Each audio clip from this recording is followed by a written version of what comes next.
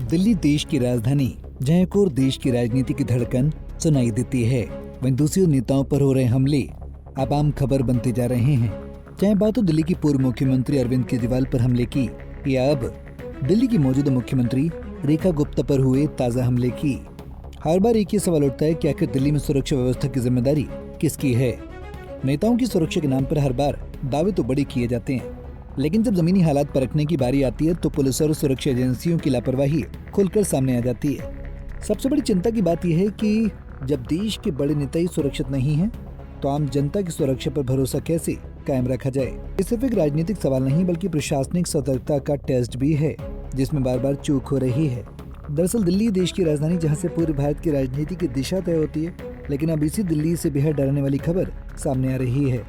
बता दें कि दिल्ली की मुख्यमंत्री रेखा गुप्ता पर एक जनसुनवाई के दौरान जानलेवा हमला हुआ।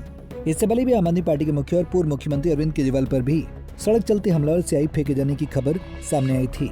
ऐसे में मौजूदा मुख्यमंत्री रेखा गुप्ता पर अटैक की खबर ने राजधानी की कानून व्यवस्था पर बड़ा सवाल खड़ा कर दिया है। अगर देखा जाए तो नेताओं पर हो रहे हमले अब कोई नई बात नहीं रह गई है। बता दें, ये कोई पहली या इकलौती घटना नहीं है।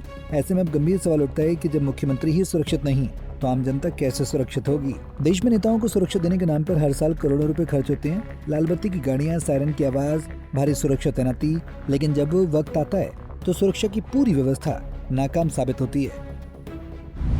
सुरक्षा व्यवस्था में दिल्ली पुलिस फेल। अरविंद केजरीवाल पर हमले की घटनाओं या रेखा गुप्ता पर किया गया हमला, दोनों ही घटनाओं में एक बात कॉमन है, सुरक्षा एजेंसियों की बड़ी लापरवाही।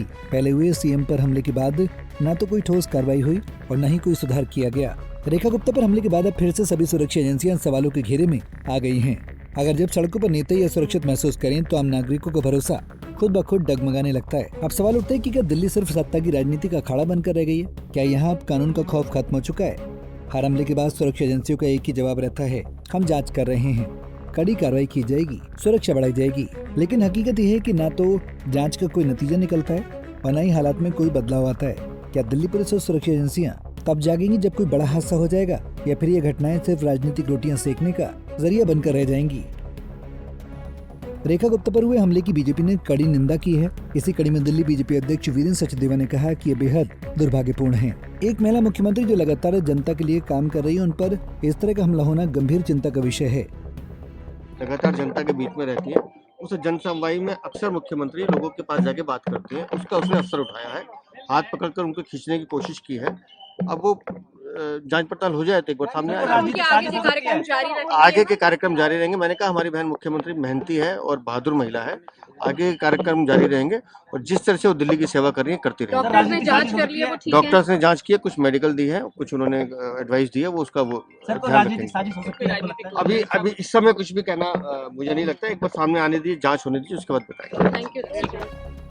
आम आदमी पार्टी के तमाम बड़े नेताओं ने भी सीएम रेखा गुप्ता पर हुए हमले की कड़े शब्दों में निंदा की है। बहरहाल देश की राजधानी में नेताओं पर हो रहे हमले न सिर्फ एक राजनीतिक संकट हैं, बल्कि प्रशासन और सुरक्षा तंत्र की गंभीर विफलता को भी उजागर करते हैं। अब समय आ गया कि सिर्फ बयानबाजी से आगे बढ़कर व्यवस्था में ठोस बदलाव किए जाएं, वरना अगला निशाना कौन होगा ये कहना मुश्किल नहीं, नामुमकिन होगा। अब इन सभी सवालों के बीच दिल्ली पुलिस और सुरक्षा एजेंसियां दिल्ली की सुरक्षा के लिए क्या कदम उठाती हैं, ये देखना आगे बेहद दिलचस्प होगा। Bureau report, Punjab Kesari TV. हमसे जुड़े रहने के लिए हमारे YouTube चैनल को सब्सक्राइब करें और नई वीडियो की नोटिफिकेशन के लिए बेल आइकॉन को दबाएं।